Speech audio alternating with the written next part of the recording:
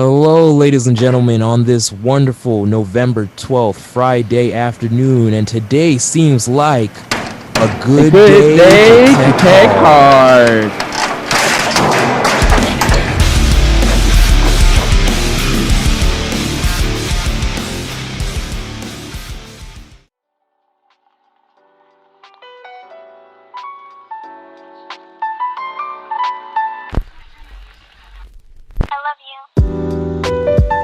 Today we're going to be talking about a few things involving tech. This is the first episode of A Good Day to Tech Hard. I am one of your hosts, Zayo. You might know me from the Easy Beasy podcast.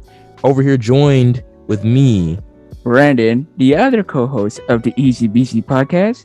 And today we're going to give you guys a few little nuggets about things that have been going on in tech over the past few months. So let's get it started.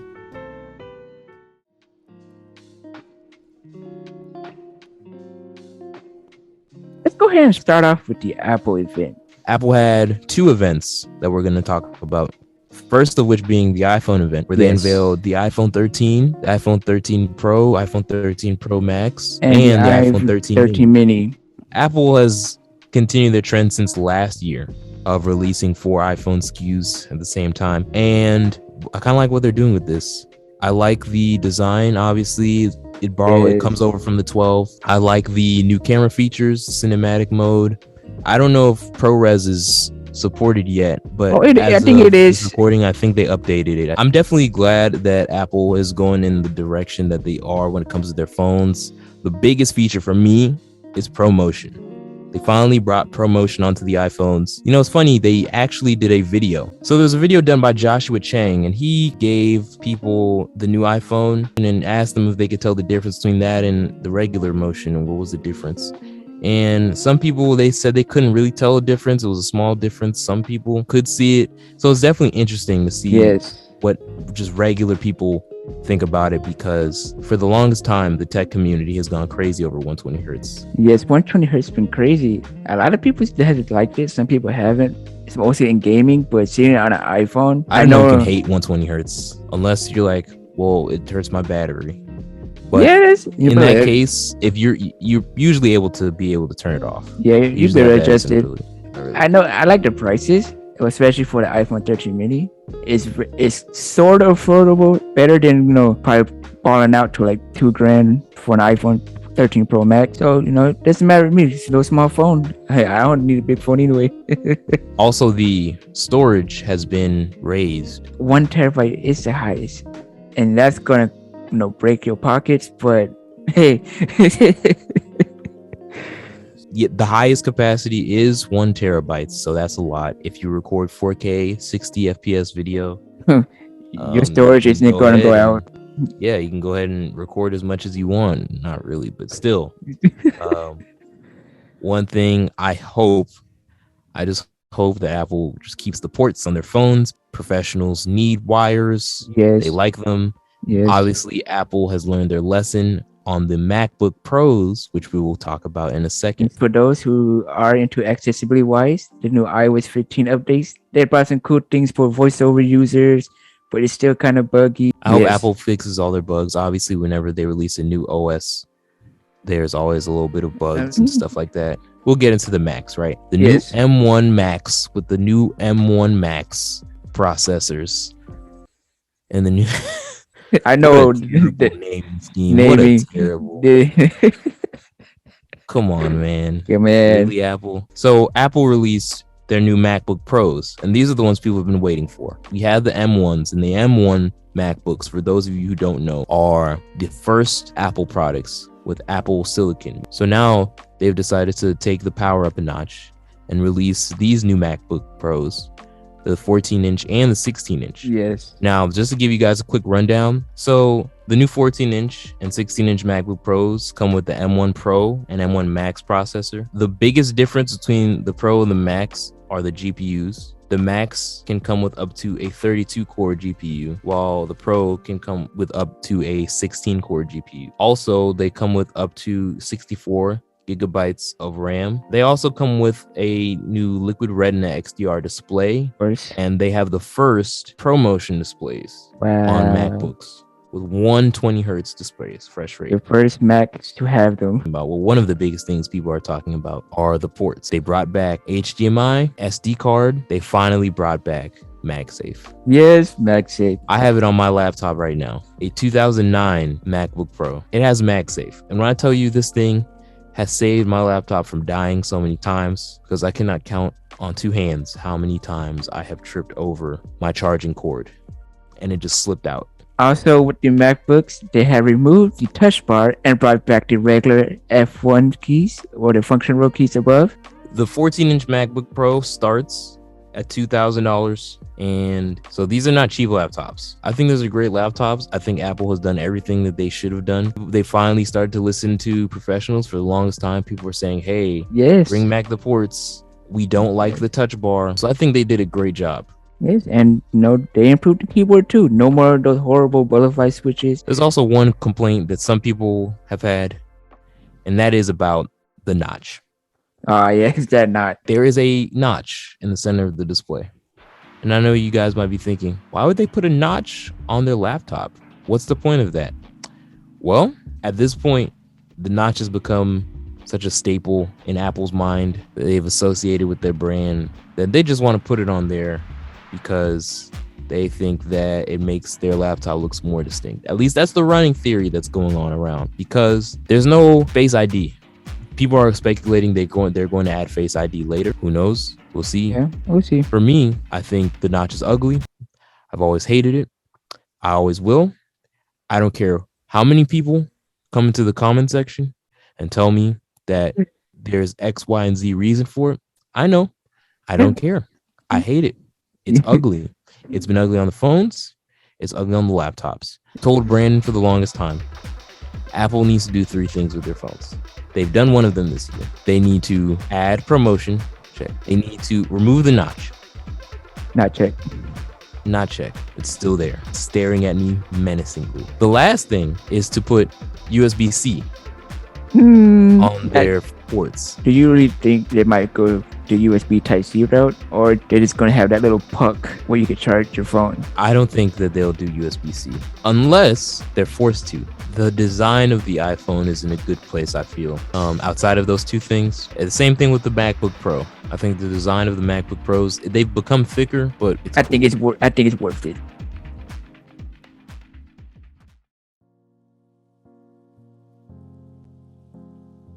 So Microsoft, they've been getting a little busy, a little recently. Yeah. They released a few new Surface products. As a matter of fact, the day we're recording this is the day they released a new version of Windows 11, Windows 11 SE, to compete with Chrome OS. They've also released a Microsoft Surface Laptop SE. I'm gonna go on a quick rant. Go ahead. Microsoft, get it together. At this point, I've been burned so many times by your previous products. I don't care how promising Windows 11 SE looks. It doesn't matter to me. You know what I think? I think you guys need to do a better job of supporting your main OS, which is Windows 11. Yes. I know you want to compete with Google, the Chromebooks, Chrome OS, but guys, do you remember Windows RT? Do you remember Windows 10S? That is barely even over a year old, I want to say, in terms of releasing to the general public. I don't think it's that old. I don't know the exact date, but it's not that old. Now you have Windows 11 SE. Stop it. Get some help. We're going to give you guys the benefit of the doubt and say that Surface products are usually good. Right? So I think you guys have been doing good with your hardware. The software is where we have some issues. Yes. Let's take a look at Surface Duo 2, for example. The amount of bugs that are in that product, you guys haven't even supported the original one. The original one doesn't even have Android 12. Nobody knows when it's going to get that update. I think you guys have too much money, have too much time, have too much resources to be releasing lackluster software. Yeah. Windows 11 was having issues with AMD cards or AMD chips. Apparently that's been fixed with an update. It's a new OS. So it's going to have some bugs. Yeah, it's going to have some bugs. But there's so much under the hood stuff with Windows that instead of taking the time and fixing the fundamental complaints and issues that people have with the OS. You give us stuff that no one really cares for or asks about. Apple, as much as I have complaints about Apple in the past, I think they've been doing a great job over the past few years of listening. Microsoft is more enterprise focused, but I still think that it's important because people do pay attention to that. I think it's in the DNA of Microsoft at this point to kind of half support something. Yeah. Google will support something all the way and then kill it in 2 years and replace it with something else and then kill that. Microsoft, they'll support it for a while. They'll be stubborn. They'll die on that bridge, and then the product will just fizzle out. I just think Microsoft, for a software company, you guys need to get together, because I shouldn't be having this inherent reaction to seeing Windows 11 SE. I should be thinking, oh, this is interesting. I wonder what Microsoft will be doing. Oh, this is going to be good. I shouldn't be over here with this overt skepticism, because I'm an optimist when it comes to tech. So get it together. That's all I have to say. If you're just going to be running Microsoft programs off 11 SE, what about running free and scientific products? Let's say a blind user buys it and they want to use JAWS or NVDA. Will you support it? It's saying that it's available exclusively on low-cost laptops that are built for K through 8 classrooms. So they're definitely targeting or one of the biggest markets, which is the classroom. So that's fine. I just hope that the devices run well. My issue again is though that this is too niche for them to really focus on, and they'll end up not supporting it or not giving it what it needs in order to be successful. That's my concern. So same thing back to Windows 11 SE and SE. I know narrator and magnifier are good, but I would like more power for narrator and more features. So putting more features that could be pretty useful with narrator and magnifier, even though they're pretty useful right now, but a little more advanced features to make it close as to Zoom text or JAWS or NVDA. I think we're using it will be okay. Now, with that out the way, I'll say something nice. How about this, Microsoft? I'll make you a deal. Because I just ranted at you, I'm going to say something nice now. The Surface line is killing it, in my opinion, when it comes to their laptops. They released the new Surface Pro 8 with a slimmer bezel, a new type cover that supports Surface Pen, and they also released a Surface Studio laptop. That form factor has always been my favorite when it comes to convertibles. Yes. The form factor of the Surface Laptop Studio has always been my favorite. This is very similar to the Acer Concept D, which they're still selling it, a convertible laptop by Acer. Same form factor. And I like what Microsoft has done here. Do I think it's a practical thing to have a super heavy tablet laptop thing that you just lug around with you? No, I don't. But I do think that this is an improvement on the Surface Book, which was, again, one of my other favorite convertible form factors. But I hope that they improve on it, iterate on it, make it slimmer, make it more efficient. The issue is, man, Apple has really destroyed the game when it comes to laptops. Performance-wise, thermals, slimness. Now, price, I would say, is on par with Windows laptops with similar performance. But the M1 MacBook Air, its price to performance is fantastic. I'll give Apple credit there.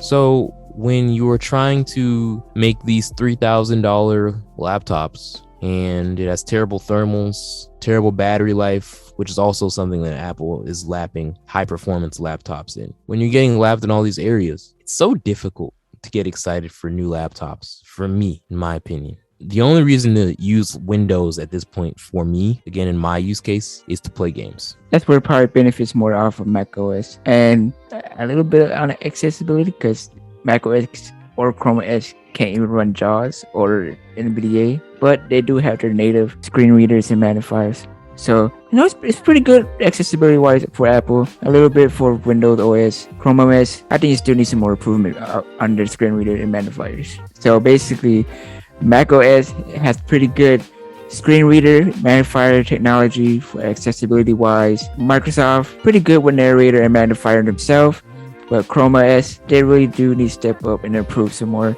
on their side of screen readers and their magnifier. If you're listening, Apple, Google, Microsoft, listen to this man, Brandon. He knows what he's talking about. He is a knowledgeable man. You want to talk about Google?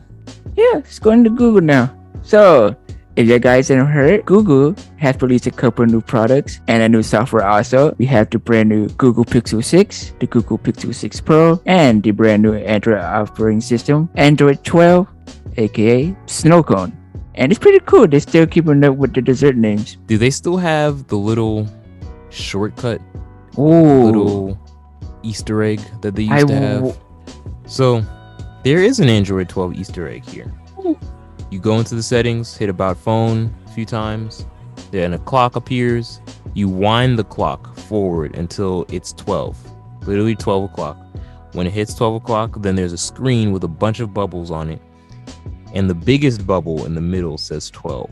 I wish that they brought back the dessert stuff. Instead of just having them be code names, I wish they were featured in the OS again. But yes, everything changes. Nothing stays the same. But the biggest features for Android 12 are the new theming engine, where they will take your wallpaper and create a theme out of it and match that with the entire OS, which I think is really cool. That just gave me an idea. So if they can do that with Android OS 12, I can actually adapt a low vision client's background now to better contrast their vision on their phone. So basically, let's say that a low vision client sees better on a black with yellow font. Now, if they can find or make a custom photo with black background with yellow letters, let's say that they can make their background black, everything else yellow themed, and they can see their phone a lot better. There's also new quick settings, new settings menu, new notifications, and overall just a new look. For me, I do like the design. I'm always going to be a huge proponent of Android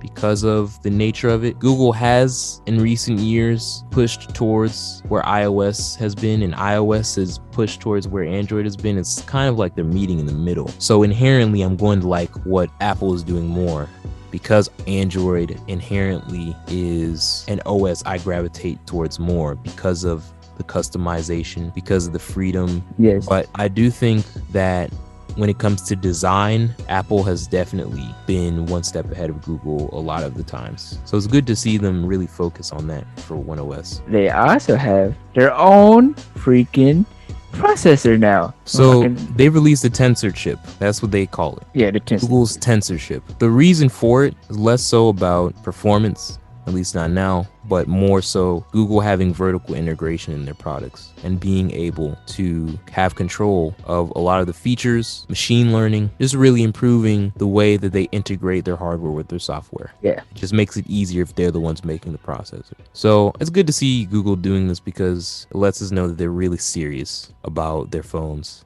because you don't just make processors or get into the processor creating business if you're not serious about it. So good for them. They also have released the new Google Pixel 6 and 6 Pro. They are $899 and $599 respectively. They have, for me, the biggest thing are the cameras. So they finally have multiple camera array. It has a new design, very bold. Kind of looks like, y'all know the guy from the X-Men with the laser eyes? Cyclops, yes. Kind of has that Cyclops thing going on in the back with the black bar going around it, sticking out, making it a really unique design. I do like it. I really do. And like when you kind of shine a light on it in different areas, it changes to different colors. The 6 comes with a 50 megapixel wide camera and a 12 megapixel ultra wide, and the 6 Pro comes with the same wide and ultra wide, but they also comes with 48 megapixel telephoto. Their hardware, when it comes to their cameras, has been lacking. Their software, of course, has always been outstanding. But now they have the hardware to back it up, so that's good to see. Overall, I think for what you're getting, the Pixel 6 is a better deal. Yeah, $599. And I think if you're out there looking for a new Android phone, I don't see any reason why you wouldn't give it a try. So yeah, shout out to Google. All right, everybody, that wraps it up for today's episode. Everyone, go ahead and make sure you click that subscribe button, that like button. Make sure you put on notifications, and make sure you tell all your friends about this tech show. And remember, every day is a good day to check hard.